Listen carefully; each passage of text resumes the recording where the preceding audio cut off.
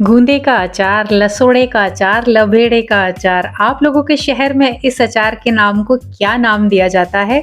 Comment करके सबसे पहले वो ज़रूर बताइएगा। तो चलिए आज हमारे राजस्थान के जोधपुर शहर का गूंदे का गर्मियों का फ़ेवरेट यानी कि गर्मियों की शाही सब्जी कही जाती है हमारे यहाँ पे, क्योंकि इसके बगैर, इसके अचार के बगैर हर घर अधूरा है।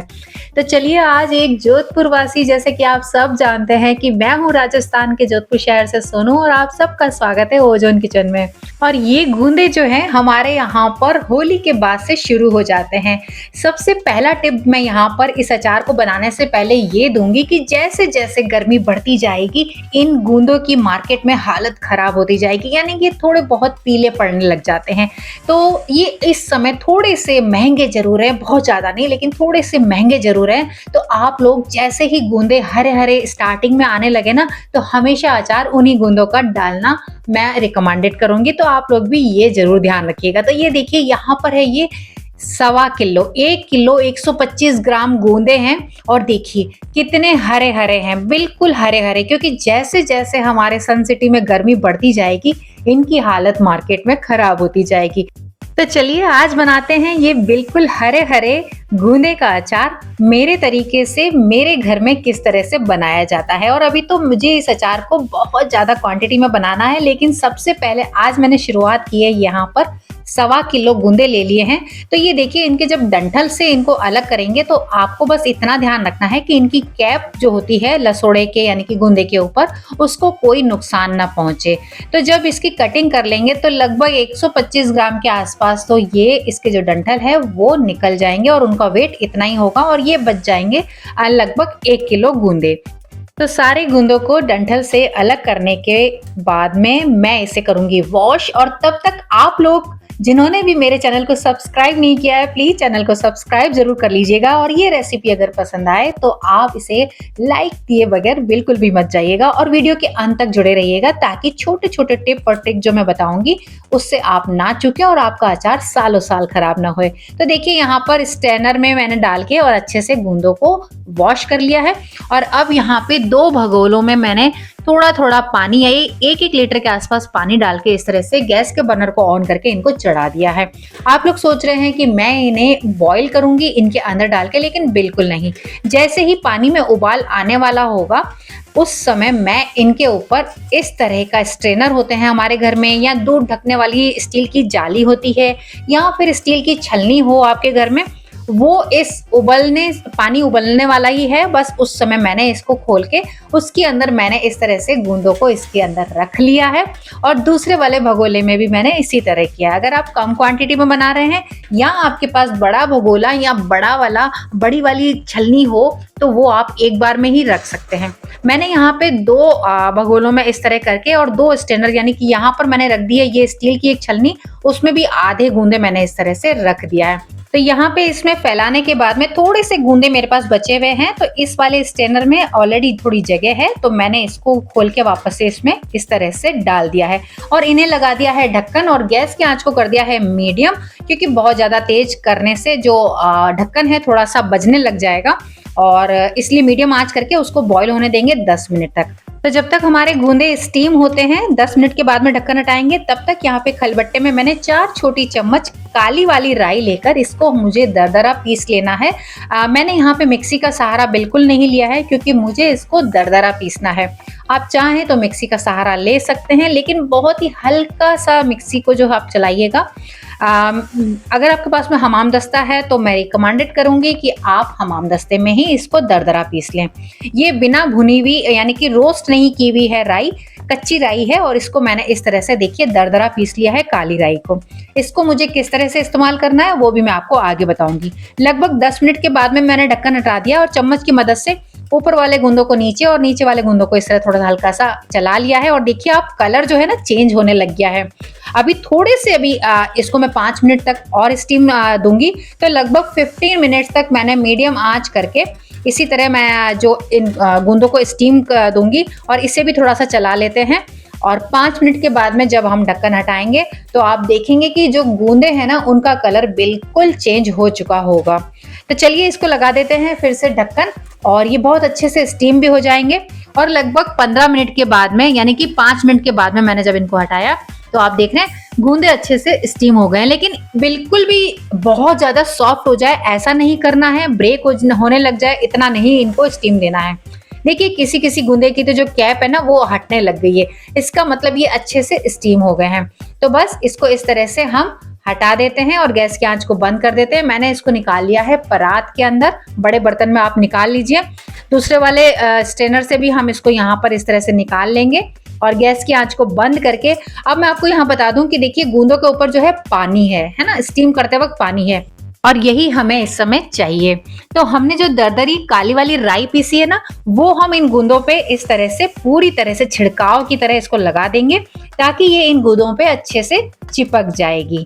और ये जो राई क्या काम करती है आप सबको पता है कि राई थोड़ी सी खट्टी होती है और बढ़िया तरीके से गूंदों को अच्छे से खट्टा कर लेगी। अच्छे से इस राई को जो है मिक्स कर लेंगे, ये देखिए इस तरह से, और बहुत अच्छा फ्लेवर आता है। और अब इस जो राई है वो इन स्टीम किए हुए गूंदों पे जितना भी पानी था और उस पे सारी चिपक गई है और थोड़ी थोड़ी सी कैप है ना गूंदों की जो अलग हो गई है उन्हें आप हटा दीजिए। और अब यहाँ पे पंखे की रूम के अंदर पंखे की हवा में मैं एक कपड़े पे, कॉटन के कपड़े पे इनको इस तरह से फैला दूंगी और हम इन्हें छोड़ देंगे लगभग 5 से 6 घंटे के लिए ड्राई होने के लिए। और इनके अंदर जितना भी पानी है वो पूरी तरह से ड्राई हो जाएंगे गूंदे। धूप में आपको इसको नहीं डालना है, इस समय 5-6 घंटे पंखे की हवा में हमें इसको छोड़ देना है। और अगर आप ये काम रात में कर रहे हैं तो होल नाइट छोड़ के अर्ली मॉर्निंग जो है इसका अचार आप डाल सकते हैं।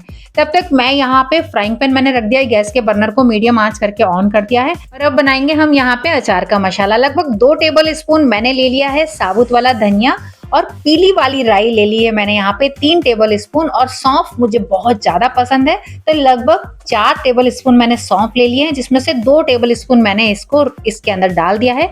और अब इन तीनों चीजों को जो है हम अच्छे से रोस्ट करेंगे। बाकी चीजें किस तरह से डालनी है वो भी मैं बताऊंगी और हम उन्हें रोस्ट क्यों नहीं कर रहे हैं, क्योंकि मुझे बहुत अचार जो है मसालेदार पसंद है। तो ये वाला जो तरीका है ये मुझे इस तरीके वाला अचार जो है गूंदों का बहुत अच्छे से पसंद है। तो सिर्फ हमने यहाँ पे 3 ही चीजें जो है हमें रोस्ट करनी है मीडियम आंच पे लगभग 2 मिनट तक।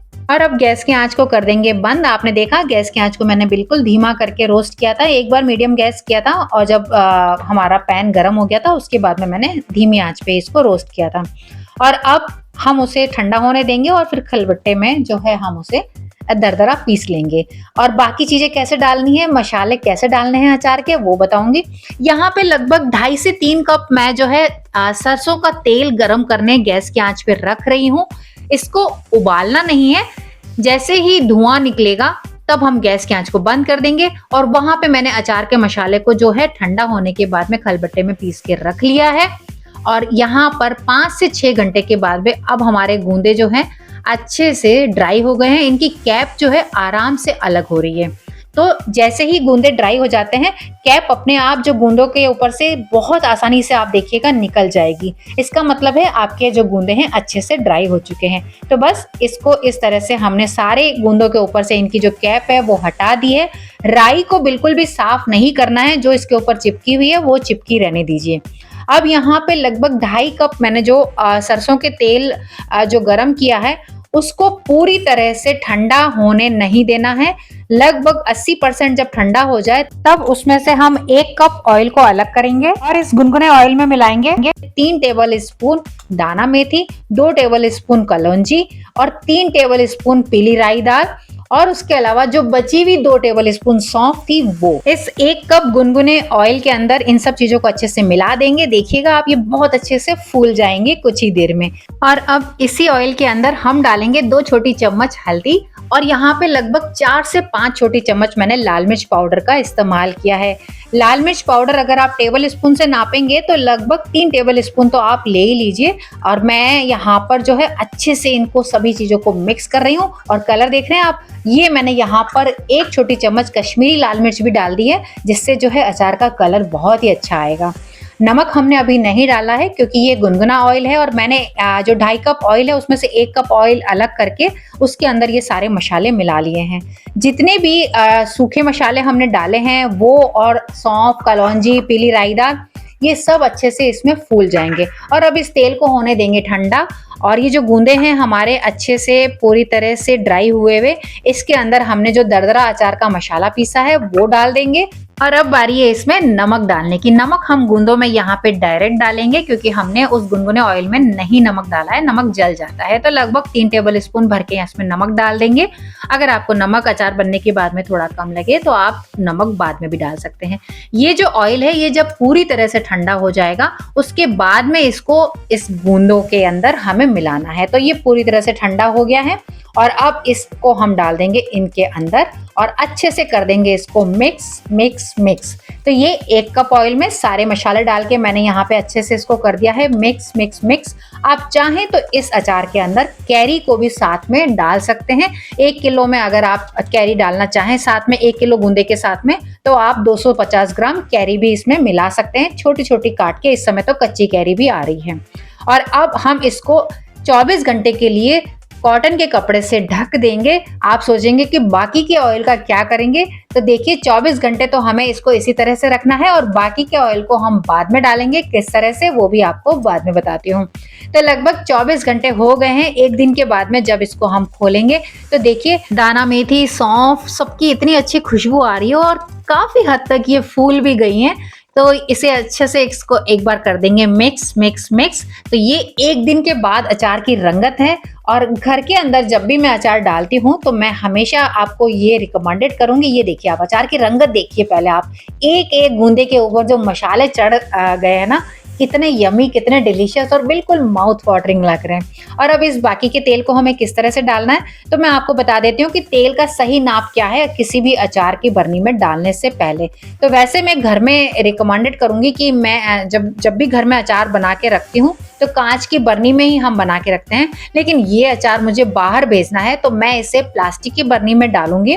और वैसे मेरे घर के अंदर जो भी अचार है वो हमेशा कांच की बरनी में ही रहते हैं। तो ये देखिए सबसे पहले ये अचार अब 24 घंटे के बाद में इसकी रंगत मैं आपको पास से दिखा रही हूँ। तो कैसी लग रही है इसकी ये रंगत, कितना तेल और डलेगा वो भी आपको बताऊंगी। सबसे पहले मैं इसको डाल दूंगी इसको बरनी में इस तरह से। ये देखिए अच्छे से बरनी को पूरी तरह से सुखा लीजिए। हो सके तो तेज धूप के अंदर 1 दिन के लिए बरनी आप जिसमें भी अचार डालें ना वो जरूर ओपन करके उसको रख दीजिए ताकि वो अच्छे से स्टरलाइज हो जाए। सारे अचार को डालने के बाद में मैं यहाँ पर जितनी आपके अचार की क्वांटिटी है ना उसका 25% यानी कि 1/4 हिस्सा, अचार का 1/4 हिस्सा आपको इतना ऑयल डालना है कि नीचे से आपको 1/4 हिस्सा अचार में ऑयल दिखाई दे और फिर अच्छे से मिला लीजिए। और आप 1 से 2 दिन के बाद ही देखेंगे कि जो तेल है ना वो बिल्कुल ऊपर तक आने लगेगा। तो ये है सही तरीका तेल कितना डाला जाए किसी भी अचार में।